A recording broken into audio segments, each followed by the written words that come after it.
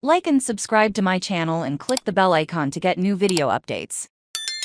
Opinion: how to fix the freight rail after the Ohio derailment debacle. No community in America wants to be the next East Palestine, Ohio. It will be known to generations as the scene of the February 3rd Norfolk Southern train derailment, and the lasting scars of that day. A mass of toxic chemicals burned in a black cloud over the city and spilled into nearby waterways, killing thousands of fish and other aquatic life. Families had to be evacuated quickly. Weeks of panic followed. Government and corporate officials are struggling to allay safety concerns. The top priority now is the well-being of local residents. Norfolk Southern CEO Alan Shaw promises to do the right things. Ohio Governor Mike DeWine insists the company will pay for everything that needs an immediate cleanup and long-term health surveillance. The city of Paulsboro, New Jersey, should serve as a warning of what may lie ahead. Vinyl chloride was also released in a similar derailment in 2012. Her agency released a preliminary report Thursday outlining what is known about the incident. On the 23rd car of the 9,000-foot,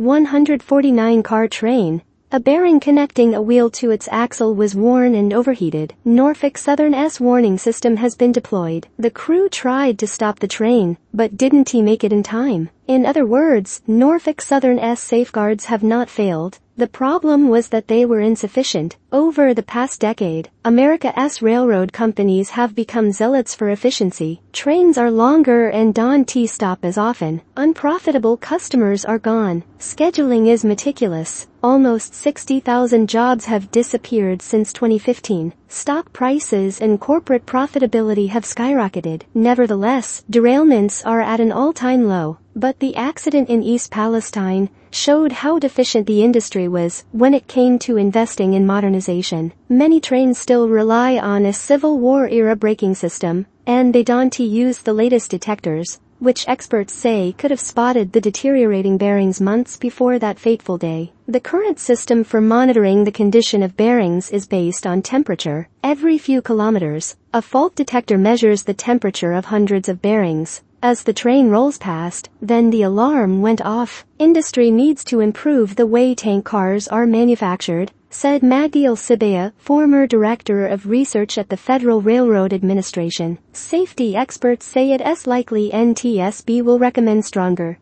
thicker-walled tank cars, particularly for those carrying hazardous materials. Some steps in this direction were taken a decade ago after headline-grabbing gas-related derailments, including the tragic 2013 Quebec derailment, which resulted in an explosion that killed 47 people. One of the biggest criticisms of America's 7 largest rail freight companies has been their collective opposition to retrofitting braking systems on trains. Widespread today are antiquated air brakes, which work by sending an air signal through the train. It takes some time for the signal to reach the caboose, which means the cars in front brake earlier than those in the back. This is especially true as freight trains have become longer. It is expensive to retrofit trains. For ECP to have worked, all 149 cars traversing East Palestine would have had to use the updated braking system. While these brakes almost certainly would not have prevented the derailment, they might have reduced its severity. The Biden administration should revive the ECP mandate. It would take time for them to be phased in,